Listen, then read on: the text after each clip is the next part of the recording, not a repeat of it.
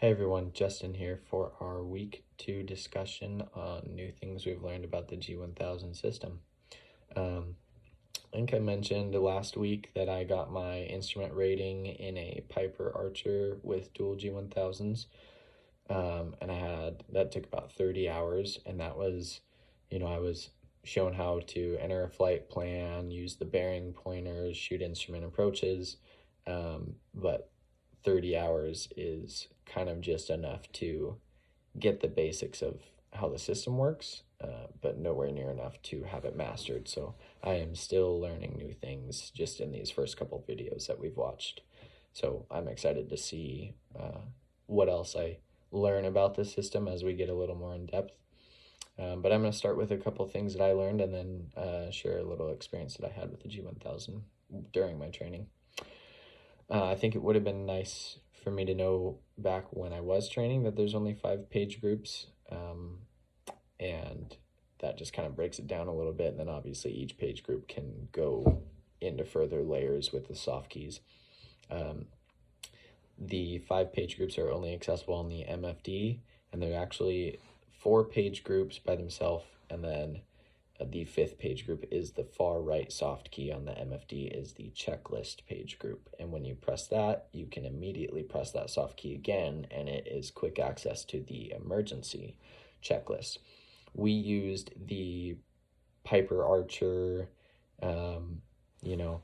walk through startup. It had all the G1000 checklists, a normal paper book, but if you were in a real emergency, I think about traditionally pulling out that book and flipping through the pages. And if you don't know that thing like the back of your hand, it may take you a while, especially with the stress of a real emergency, to find what you're looking for. So that quick access to the same exact checklist on the MFD, and it opens it with the cursor on a list of checklists: engine failure, fire in flight. It also has a group section where you can open up, whether it's a takeoff, departure emergency, approach emergency, and route, and it has emergency checklists grouped based on that. Into navigation, when you have your CDI set on VOR or localizer, the scale of deflection is the same as a mechanical CDI, so full scale is 12 degrees.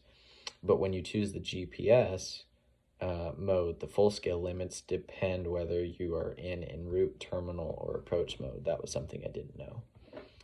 When you're not receiving an active navigation source, the CDI bar will disappear as another indication that you're not receiving. On the PFD, if you are 30 degrees nose up, 20 degrees nose down, or 65 degrees of bank, it removes all the secondary indications, leaving only primary flight indications. So attitude, heading, airspeed, and altimeter is all that's going to be left, kind of getting you to get the plane back to level flight. And then 50 degrees nose up, 30 degrees nose down activates red chevrons that will point back towards the horizon. And as far as the checklist goes, back to that, I did like that they have a soft key, so as you're going through the checklist, you can hit done and it will highlight each one in green and check it off. And if you decide that you want to go back, you can either undo one step at a time or you can restart the checklist. And then another thing they mentioned was that if you say open the flight plan and go away from your checklist and you were on part number 5 in the list, you can open up the checklist and it saves where you were at. So that's very convenient. That kind of wraps up the new things that I learned this week. My experience that I was going to share was basically I went up for my instrument check ride and I put in the flight plan just like I had practiced with my instructor numerous times. We did a lot of preparation. I really wanted to do well on this check ride. And when we departed, the FMS did not automatically sequence us onto the next leg, like departure to the en route, and now we're on the airway. It didn't pick up that we had passed the VOR. So it was trying to tell us to turn around and pass the VOR and then sequence us onto the airway. And we obviously weren't going to turn around for that. So all you had to do is go into your flight plan, take the FMS, cursor and go down and activate the next leg. But under pressure and panicking, I put the cursor right over the Victor airway I had entered and then hit activate, and it would not accept it. It wouldn't do anything. And so I kind of just threw my hands up and said, I don't know what to do.